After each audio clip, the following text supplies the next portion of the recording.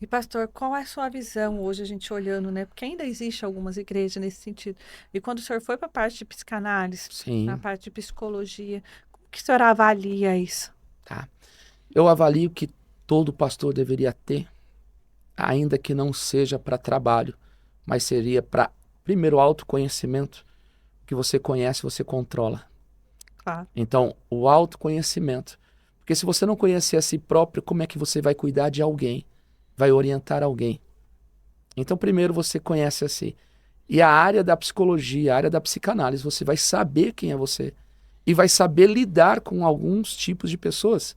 Nem todas as pessoas são iguais. Jesus teve 12 discípulos e cada um diferente do outro. Um é fleumático, outro é sanguíneo, outro é colérico, né? Cada um tem, outro é melancólico. Cada um tem a sua estrutura, cada um tem o seu Dá um nível. exemplo para a gente. Eu vejo que as pessoas têm muita dificuldade, né? Hoje elas se deparam com um problema e acham que porque é cristão e aquilo está errado. Eu falo, gente, isso não é pecado. Avalia os discípulos de Jesus. Sim, Dá um exemplo para a gente dentro dessas características, que inclusive era um assunto que a gente estava falando antes, tá. né? Quem aí é pneumático, quem é sanguíneo, a gente Ah, olhando e avaliando cada um para nós dessas referências aí, na visão do vamos Senhor. falar de dois opostos. Pedro era colérico, né? Colérico. Colérico é aquele que é bravo, é nervoso, explosivo. E a gente vê o colérico. Só que o colérico é uma liderança nata. Exato. Tanto o colérico quanto o sanguíneo são lideranças que vão muito bem ser sucedidas em todos os lugares, né? Só que eles têm os pontos positivos, mas têm os pontos negativos. Claro. Então você veja que Pedro é um colérico, puxa a espada, desce do barco, Ah, vai andar sobre as águas. Mas Jesus disse: Pedro, tu és Pedro, e eu te dou a chave: o que ligares na terra será ligado no céu. Então Pedro assume a liderança. Mas a gente tem o outro totalmente oposto, que é o melancólico, é o João. O João é o melancólico. O João é que reclinava a cabeça no colo de Jesus. João é o que conhecia o coração de Jesus. E é tão lindo o melancólico, porque o melancólico ele se apega e ele não abandona. O é. melancólico ele é fiel nas suas amizades, fiel nos seus relacionamentos. Ele se mantém com calma. E olha só que o único que ficou ao pé da cruz Ele chega foi a irritar João. de tão apegado, De né? tão apegado. João foi o único que ficou ao pé da cruz. E aí eu me pergunto, por que João ficou ao pé da cruz? Porque na realidade ele é o único que conhecia o coração de Jesus. Então, quem conhece o coração do outro não abandona nos momentos Meu difíceis. Deus, que forte. E o pneumático aí, cadê? O fleumático é aquele que é indeciso. O fleumático é aquele que tem dificuldade de decidir. Ele vai falar: tá bom, não sei, qualquer coisa serve. Isso tá bom, isso não tá bom. Então, o fleumático ele tem uma dificuldade de decisão. Seria quem? Tomé? Ele seria o Tomé.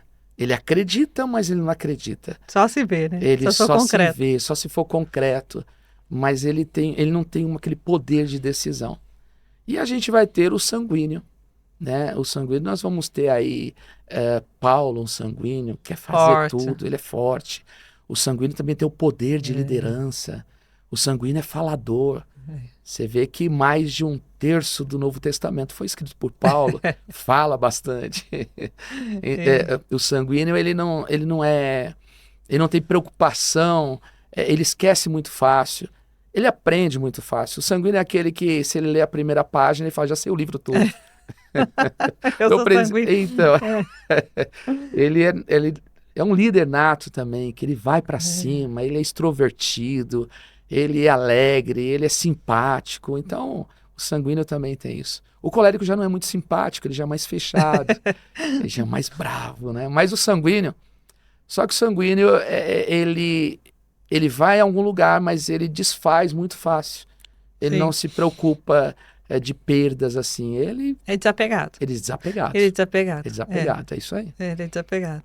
E fala uma coisa, quando foi esse momento que você viu a necessidade, pastor, que o senhor enxergou, não, eu preciso entender um pouco mais da mente humana, Sim. né? Eu preciso ir um pouco mais a fundo, né? O que seria Ah, esse id, ego, superego aí que o pessoal ah, fala, né? sim, Porque eu vou cuidar de uma sim, igreja, né? Que é aquele chamado, você vê que as pessoas têm aquele chamado pastoral que alguém declara sobre ele, alguma visão, E no seu caso, um pouco diferente. Sim. Não só de receber no chamado, mas de olhar e o coração, ai de Deus, eu quero ser um pastor, porque eu quero libertar esse povo. Sim. Eu vejo que Cristo foi o maior psicólogo, o maior psicanalista, né?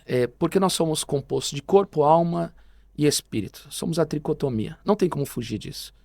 Se eu quebrar os pés, quebrar as mãos, eu não vou para a igreja, eu vou para o ortopedista, eu vou para o hospital. Se eu tiver uma dor de dente, eu vou para o dentista. Agora, se eu tiver com problemas espirituais, eu vou para a igreja.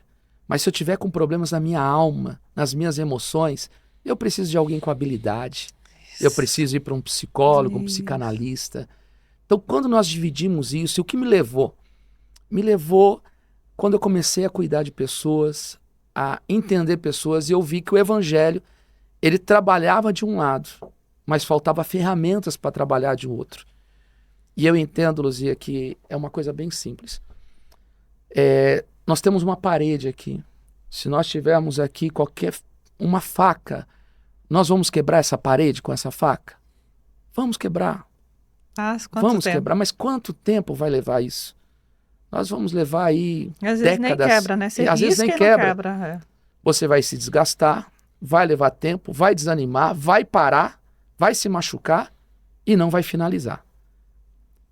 Agora, se eu tiver uma ferramenta apropriada, uma britadeira, um martelete, que é próprio para quebrar numa parede, e colocar aqui, eu quebro ela em 5 minutos. Então, o que eu entendi? Que se você tiver a ferramenta certa em trabalhar com o ser humano, não sofre o ser humano, não sofre você que está cuidando dele, e o resultado é muito mais benéfico e que todos se saem bem. Então, dentro de trabalhar com vidas, com pessoas, se você tem ferramentas da psicologia, da psicanálise, e tem ferramentas da teologia, da palavra de Deus, foi onde fui me especializar, né? E fui entrar. Eu falo assim que se eu tivesse tempo, eu seria neurocirurgião. Eu teria vontade de ser o neurocirurgião para entender todos os neurônios que estão ali, mais de 6 bilhões de neurônios dentro do cérebro. Muita coisa. Mas, se nós tivermos as ferramentas certas, é muito mais rápido, prático, menos sofrimento para se trabalhar. Então eu falo, se todos os pastores puderem... Ainda existe um tabu, claro, né? O pastor que conhece psicologia, psicanálise... Não. O temor do Senhor é o princípio de toda a sabedoria. Eu falo assim que isso não desvia ninguém. Pode revelar quem é o desviado, né?